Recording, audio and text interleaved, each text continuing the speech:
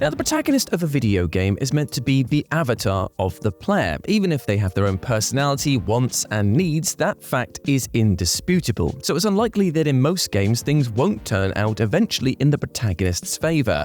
But that hasn't stopped some games from bucking the trend, and that's what we're here to talk about today. As I'm Jules, this is WhatCulture.com, and these are 10 video game protagonists who were doomed from the start. Major spoilers follow. Number 10. Hawk, Dragon Age 2. No one knew what quite to make of Dragon Age 2 when it first came out. Besides its more primitive game design compared to Origins, its story left a lot of folks pretty unsatisfied, and unfortunately many failed to make the necessary critical leaps to figure out why that was. And that's because Dragon Age 2 is a classical tragedy. All Hawk wanted when they came to their family home of Kirkwall was to make a name for themselves and regain their family fortune. And at the end of Act 1, they get both of those things. But if you're familiar with the trajectory of tragic narratives, then this was the first of many red flags that things were not going to end well for Hawk. See, this title and stature ended up just making more trouble for them as the city's problems swiftly became their problems. City officials roped them into increasingly volatile politics of the region, and the hotbed that is the Mage-Templar relations drives a bigger and bigger wedge between them and their family of weirdos. By the end, it's their friend Anders that blows their entire life to hell by triggering the Mage-Templar war via the destruction of the city's chantry, leaving Hawk with nothing as they have to flee the city.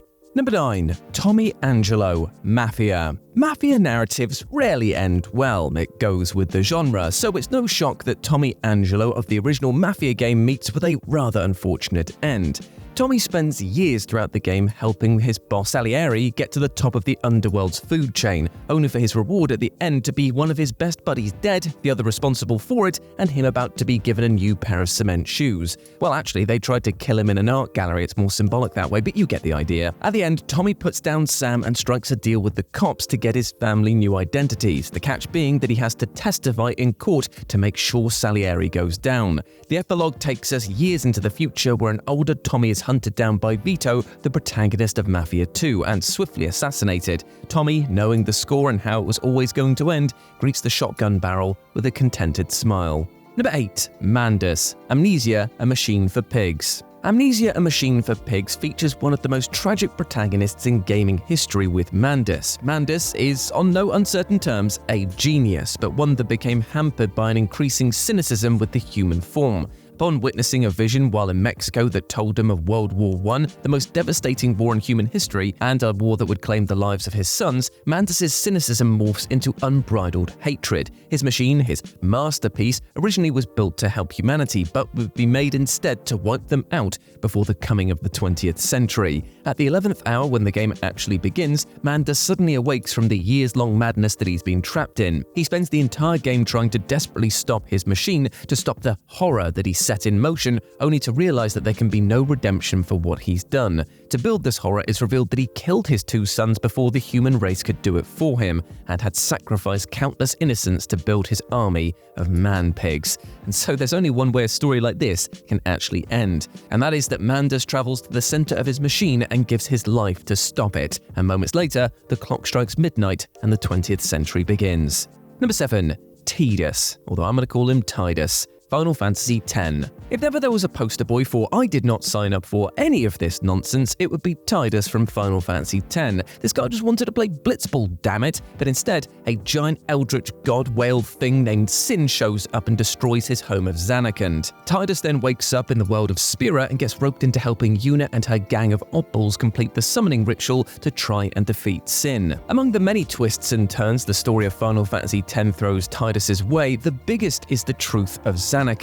Now, while the city did actually exist, the one that Tidus called home was actually a construction created by a race known as the Faith. The Zanarkand that Tidus, his father, and Auron call home only exists so long as the Faith are in their endless sleep. But if Sin is defeated, the sleep will finally end, and with it, the dream of Zanarkand. There's no turning back by this point, which is partly why Tidus takes so long to share this detail with his friends, and why he's actually so accepting of his death come the closing moments of the story. Tidus died at the beginning of Final Fantasy X, he was just the last one to figure it out. Number 6. Wanda, Shadow of the Colossus. Now, taking a deal with a demon is never a good idea in any scenario. At best, you'll have to find a way to wriggle out of the price the demon exacts from you for its services, but at worst, well, it doesn't give you that chance. The second Wanda took Dormin's deal at the beginning of Shadow of the Colossus, his ticket was punched. Anyone in their right mind would have seen Dormin's task of defeating the Colossi as a load of BS, that it was doomed to failure at best and guaranteed to come with a catch at worst. But of course, Wanda is very much not thinking straight in this game, racked with the grief over the loss of Mono. It turns out that the Colossi were housing the shards of Dormin's spirit, so killing them, while a horrific act on the surface since the Colossi were innocent, also allowed Dormin to return to blight the land. Thus, while Dormin's end of the bargain is seemingly kept, with Mono waking up at the end of the game, Wanda is punished for his actions and turned into a horned baby. Number 5. Batman, Arkham Knight.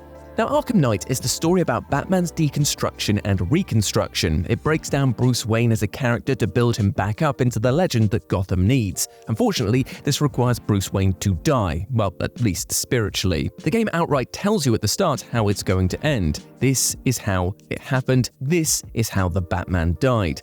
And whilst there is a bit of a positive bumper to the narrative's conclusion, you do get to see Batman's legend dragged through the mud in this story. He fails to protect his loved ones multiple times, he's put through the ringer throughout the entire thing, and right at the end, Scarecrow gets what he wants. Batman unmasks himself in front of the entire world, effectively destroying his legend. And although Scarecrow gets very soundly beaten shortly afterwards, just listening to the goon conversations throughout the city shows the damage has been done. They aren't scared of him anymore. Batman enacts the Nightfall Protocol, returning to his home and blowing it to smithereens with him and Alfred inside. An indeterminate amount of time later, we see that Batman has become something else, something more, a literal living legend. It's just a shame about what it cost him to get there. Number 4. Arthur Morgan, Red Dead Redemption 2. So Red Dead Redemption 2 is a prologue to the original, so it really doesn't take a genius to figure out that player character Arthur Morgan is probably not going to make it to the end credits alive. Unfortunately, the game is very good at quickly making you hope against hope that somehow you're wrong about that. I mean, they already did the hero tragically dies seeking redemption at the end thing with the first game, so surely they wouldn't do it again, right? Wrong. Arthur Morgan's story is one of failure after failure, from failing to keep his relationships alive to failing to keep the Vandalin gang from going down the wrong path. And at the end, whether you have high or low honor, the result is the same. Arthur dying alone, having lost everything. Even the life he sacrifices himself for, John and his family, are, unbeknownst to him, doomed to tragedy themselves. Arthur is one of the most lovable and compelling protagonists in gaming history, so you keep hoping that he'll find some way to make it out, only for the game to then reinforce that your first impression was the right one. Arthur was a dead man from the start. Number 3. Booker DeWitt, BioShock Infinite. Bring us the girl, wipe away the debt. That is the order that brings Private Eye Booker DeWitt to the rally in the sky known as Columbia, or at least that's what Booker believes at first. But after several hours adventuring, hopping across time and space with the aforementioned girl Elizabeth, Booker makes a truly mind-bending discovery. You see, the entire city is built around the cult worship of a supposed prophet named Comstock, and no matter what dimension Booker and Elizabeth hop to, Comstock is seemingly always there waiting in some form or another. And then Booker finds out why. He is Comstock, having gone down a somehow darker path than Booker himself, building the city of Columbia and the Christo-fascist worship within it in another life. Now, to keep from spoiling the rest of the game, the end finds Booker and Elizabeth coming to one conclusion. They are to be rid of Comstock and Columbia, so Booker has to die. Unlike the previous 2 games, there is no alternative ending. It was always going to be this way for Booker.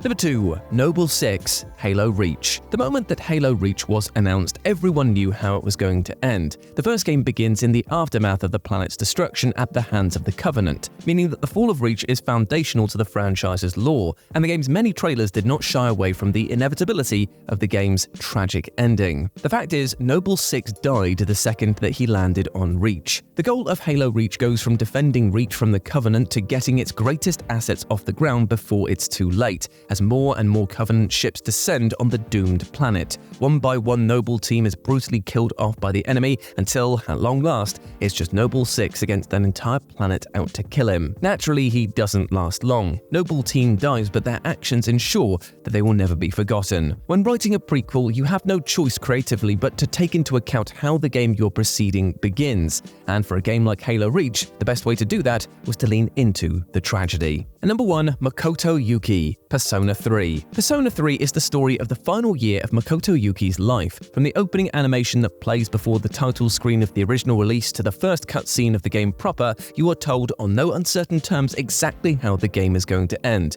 Makoto Yuki is going to die. This setting and tone fills the player with a sense of dread, as they watch constantly for the moment when the sword of Damocles falls and Makoto's fate is sealed, and also perhaps a way out of this inevitable fate. But neither comes at all, because for all of the connections that Makoto makes throughout the game, for all of the development they have as a character, death is inevitable. And that's because Persona 3 is a game about how we deal with the inevitability of death. Some fight against it, some live in denial, and some learn to accept it. Makoto Yuki's journey is about coming to terms with their own mortality, and in the end, facing it. And there we go, my friends. Those were 10 video game protagonists who were doomed from the start. I hope you enjoyed that, and let me know what you thought about it down in the comments section below. As always, I've been Jules. You can go follow me over on X and Instagram, where it's @RetroJ, but the O is a 0. Hope you're treating yourself well. Hope you're treating yourself with that love and respect, my friend. And just remember, above all else, you're a massive ledge. I've been Jules. You have been awesome. Never forget that. And I'll speak to you soon.